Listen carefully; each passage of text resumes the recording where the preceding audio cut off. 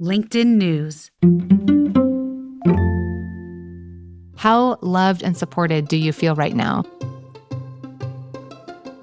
That's friendship and intimacy expert Shasta Nelson. I'm Leah Smart, and this is Everyday Better.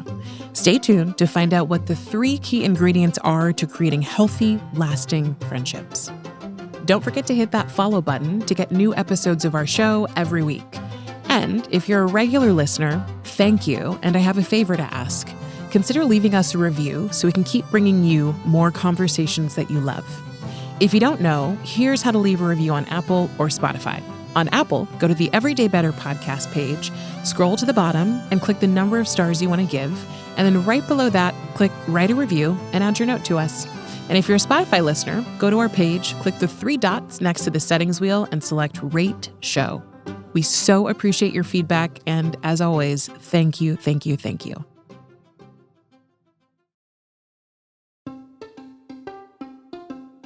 Hey everyone, from LinkedIn News, I'm Leah Smart, and this is Everyday Better, a personal development podcast where every week I sit down with some of the world's brightest minds and bravest hearts who use science and story to share strategies for how we can flourish individually, in relationship to others, and to the world around us.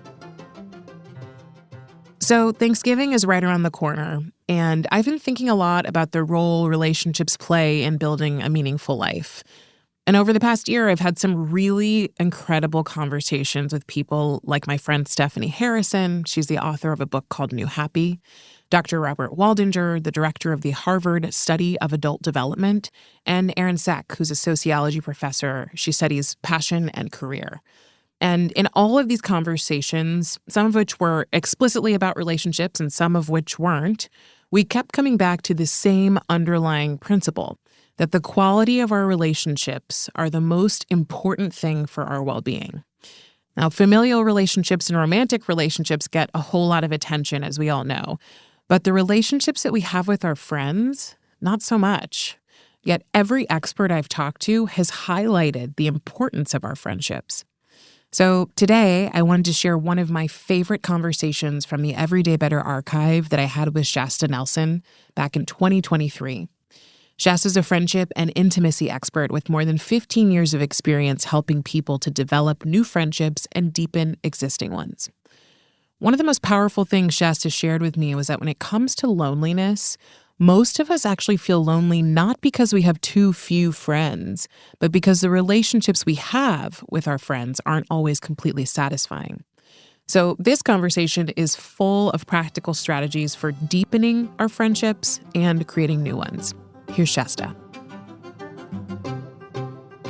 I want people to feel connected. I believe the research that it's almost virtually impossible for us to be happy if we don't feel loved. And I want us to feel loved, but it's amazing how many of us are going through this life feeling like we have friends or we know people or we're busy or we have people all around us, but we still don't feel known and supported and like just really connected, bonded. So that just breaks my heart. And I would just want to do everything I can to help guide us and inspire us to do the things we need to do to live more connected lives. What do you think motivates that for you? What's personal for you about that? I used to be a life coach and I used to be a pastor. And in both of those roles, I watched people try so hard to succeed in different ways, and I just kept watching the inability to do that if they didn't feel connected. Like the power of relationship to be a tool, or I often call it like the gym, like it's the place where we go to do our biggest personal growth. You know, now we know the research, over 60% of us feel a desire for deeper friendships and feel lonely. And so now we name it. But back then when I was working on it, I was like, people aren't talking about this. They're talking about romantic relationships and parent-child relationships. And yet to a person, I'm having a really hard time finding somebody who is benefiting in the way they should be from their relationship. So it just became kind of like everything I've been devoting my life to for the last 15 years. Amazing. What have you learned 15 years? So much. I learned that loneliness, we're really scared of loneliness. Like we believe that it means if I'm lonely, it means I have no friends, or that it means I'm lonely, that I'm not likable, you know? And so we have all these like fears. And the truth of the matter is some of the most popular people who have the most friends who are busy all the time and who are so likable and has great personalities are some of the loneliest people. So this has nothing to do with those stereotypes. It has to do with how you answer the question, how loved and supported do you feel right now? Like on a scale of 1 to 10, with 10 being the most fulfilled, the most satisfied. And it's really important that all of us take a personal assessment every so often and just say, there's no shame in it. Let's just be honest and say, where's my number right now? Where's my gas gauge on my sense of feeling connected? And what can I then do to raise that number up a little bit higher? So I've just really learned that we have a hard time talking about loneliness. I've learned that loneliness, for most of us, it's not because we don't know enough people. For most of us, it's because we don't feel close enough to a few. It's not for lack of interaction. It's for lack of intimacy that most of us are lonely.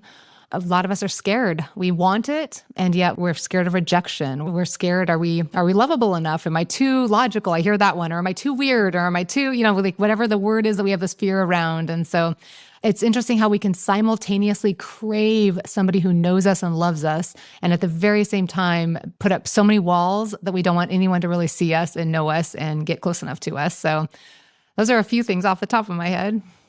Yeah. Oof. I love that you say it's not for lack of interaction, it's for lack of intimacy. So what I'm hearing is, number one, we have a stigma around loneliness, but it's actually okay and entirely normal to be lonely.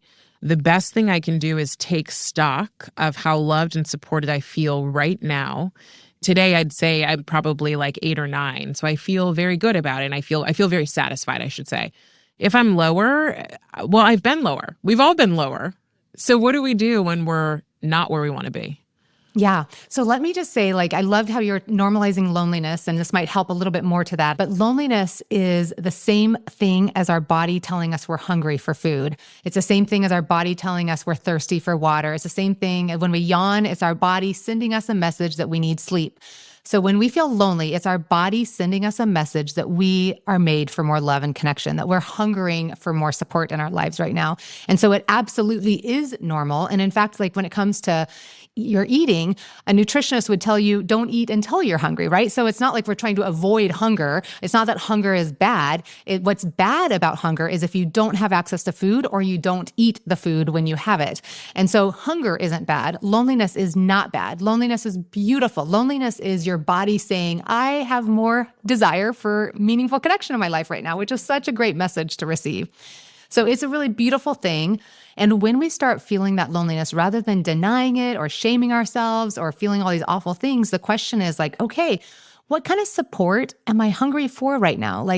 Kind of start being curious about it. For some of us, it might be very clear, I don't have any good friends. And it's very clear, okay, I need to actually start having a plan for putting relationships in place. For some of us, it's because we've moved to a new area and we feel disconnected. We don't feel like we belong yet. We don't feel like we have roots or we know people. And it's okay. But for some of us, it's confusing. For some of us, we're wow, I have friends. Why am I feeling this loneliness? And it might be, am I feeling disconnected from a certain person? Would reaching out to a certain person help? Some of us, is there a certain part of our lives that's feeling lonely? It gets kind of interesting. For some people, they can have really great friends. And I remember one of my girlfriends back in the day when she was the first one to get pregnant and have a baby. And I didn't have one and her other friends didn't have one. And it wasn't that she didn't have good friends, but she was lonely for other women who understood the experience she was having, which I think is so beautiful. For some of us, we get diagnosed with something and we're we can have great friends, or we go through a crisis, but we're but I would love to talk to other people who get this side of me. And so sometimes we're lonely for a shared commonality.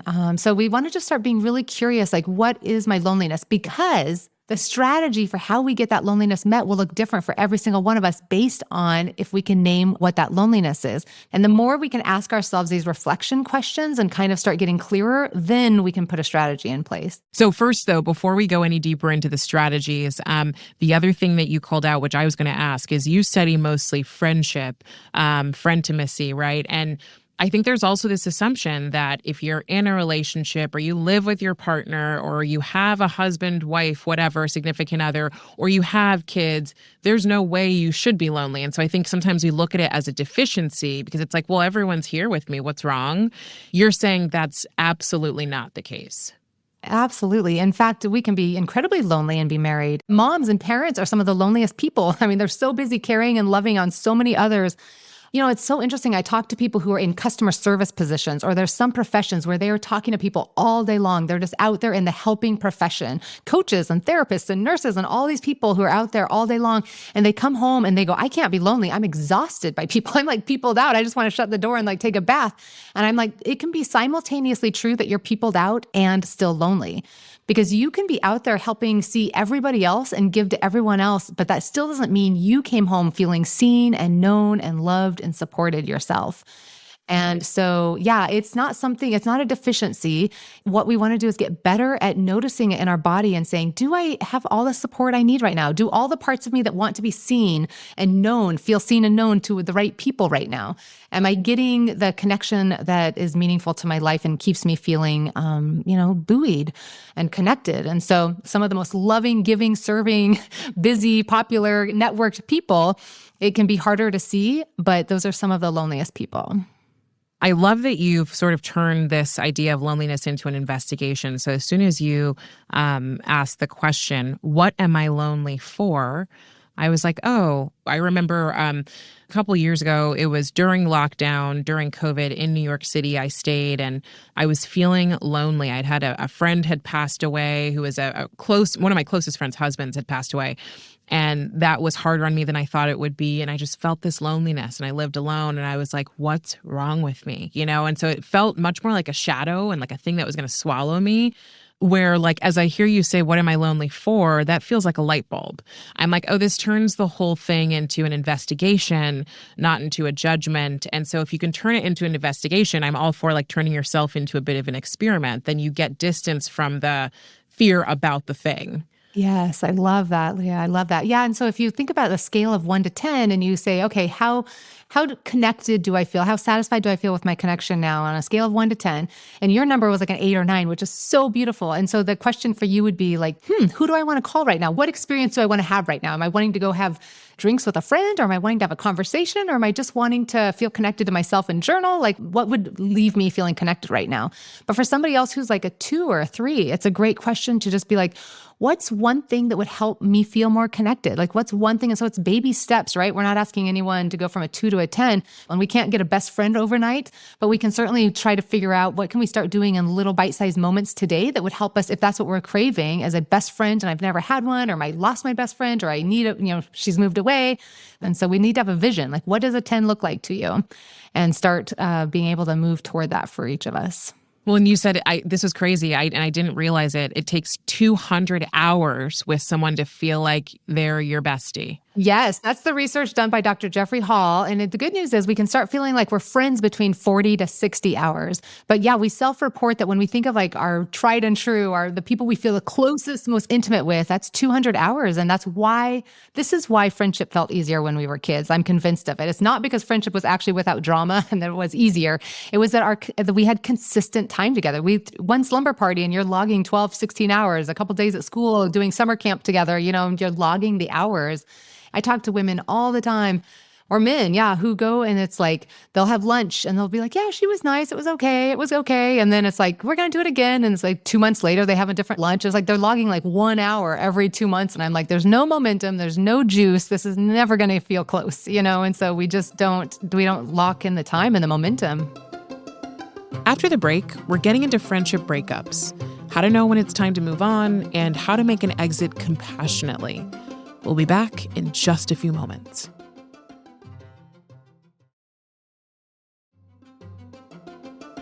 And we're back with friendship and intimacy expert Shasta Nelson. I purposefully at one point made a list of like, who's in my inner circle. I remember there was this exercise that I think it was Brene Brown that talks about your 1 by 1 square of like, if you were to write on a 1 by 1 piece of paper who the people are that matter most, like that's all that it should be. And so I went and I was like, oh, cool, I'm going to pin all these people on my phone and here they are. And these are the people that like, when I'm going, I need some connection. A lot of them are long distance. I'm sending them an audio note. I'm doing whatever. But then I also have seen friendships change and end, whether they be because it just kind of trails off or because it truly is time for it to end. How do we deal with that? Okay, so I'm going to answer this question with hopefully it has two applications to it. One is for those of us who are trying to build our relationships. I'm going to talk about the 3 requirements of all relationships because this will help those of us when we are wanting a strategy. These are the 3 things that will give us a strategy. But these are also the 3 things that when a relationship isn't working, it's because one of these 3 things is lacking or has fallen apart. And then you have a choice. Do I want to try to repair this one thing or improve this one thing or bring this one thing more to the relationship and see if I can protect the investment I've made? And if you keep trying that and the answer keeps being no, it's not working, then that is kind of your information for you that that is not a healthy, meaningful, satisfying relationship. So those 3 things, when we look at all the science of what builds healthy relationships, of what leaves us feeling bonded, there's 3 things that are always present, and we can use different words for them, but there's 3 categories, and I use the words positivity, consistency, and vulnerability. So positivity means at the end of the day, we need to have more positive emotions when we're interacting with each other than negative emotions. In fact, the science is telling us usually about 5 positive emotions for every negative emotion. So those are emotions like, do we enjoy each other? Do we laugh together? Are we having fun? Do I feel empathy? Do I feel like she's cheering for me? Do I feel like he's there for me? Do I feel like I'm getting validated? Are we inspiring each other? Do we express gratitude? So am I leaving her presence, feeling better about myself and my life? Because if we don't have positive emotions, the next 2 are going to be very hard to do. Consistency, and that is certainly frequency. It's also kind of logging the hours, the 200 hours. It's building history. It's having shared experiences. That's where memories are made. This is also where trust gets built up. The more interactions we have, the more consistent we are with each other, the more we begin to expect and rely on your consistent behavior and how you'll respond to things. And we start feeling like you're safer. And so we start building trust here with our consistency. And then the 3rd requirement, which is vulnerability. Sometimes our relationships don't feel meaningful. And this is where intimacy happens. And this is where we feel known. And so vulnerability is our sharing of each other. It's talking about what matters to us and our opinions and who we are and feeling like we actually can be expressed and be known. And obviously that will look different in different relationships, and not every relationship starts at a high level of that. But ultimately, as we build consistency with people, so too should we be building vulnerability with people. At the end of the day, these 3 things have to be present in every healthy, meaningful relationship. I think this question and then these 3 components offer a way for you to find what you're looking for and to like satiate that hunger within the circle of people you already know. Yes, you've named it. Most of us are not lonely because we need to meet more people. Most of us are lonely because we need to feel more met by the people we already know. This is going to maybe sound weird, but like, how do you define a friend? And I'm going to tee this up because I feel like growing up, a best friend was someone I told every single thing to. And so I started to become a little more like, I started to, I think, lose awareness of the different kinds of friends that we have and thinking that like, if I can't tell you everything, then you're not really a friend. And I know that's not true. And it took one of my friends saying, I think you are overdoing this, to get me to stop and think. So how would you define a friend, and or how would you break down the different kinds of friends that we should have? Yes. We have so romanticized the best friend, and it's turned it into something just absolutely crazy. I'm always telling parents, don't keep asking your kids who their best friend is. Like, just keep being like, who do you enjoy? Who are you close to? Who are all of your best friends? Because best friend is a quality. We're trying to get as many of our relationships up to a high quality. It's not a quantity. So I say my definition of friend is any relationship where both of you feel seen in a safe and satisfying way. We feel seen when we practice vulnerability. It feels safe when we practice consistency. And it feels satisfying when we practice positivity.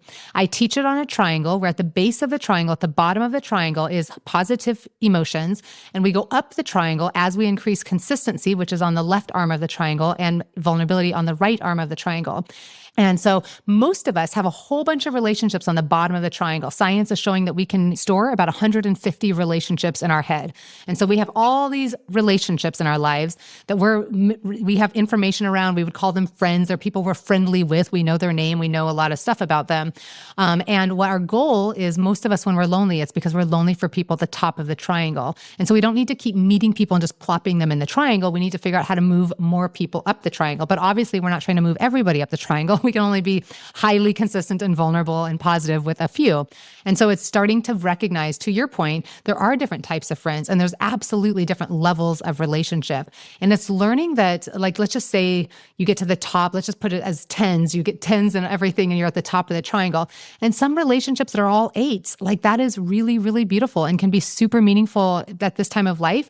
And I've had relationships that maybe drop down to the middle of the triangle for a certain season. And then something they would decide to write a book and they reach out to me and I'm like, oh, I can help you with this. And suddenly we have this new thing and we're like talking again and we're interacting again. So relationships can ebb and flow and they can go up and down that triangle. And maybe this circles back around to your question when you were saying, when do relationships end?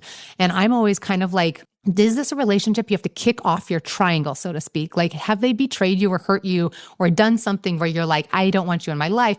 Or is it just recognizing that this is a level 6 relationship and it's not super great and you're not going to keep investing a ton, but do you have to kick them off or can you just change your expectations, bring the expectations down to match where the relationship level actually is? And you're saying, okay, so I need to do enough consistency and enough vulnerability to keep us feeling close, or do I want to decrease that a little bit even?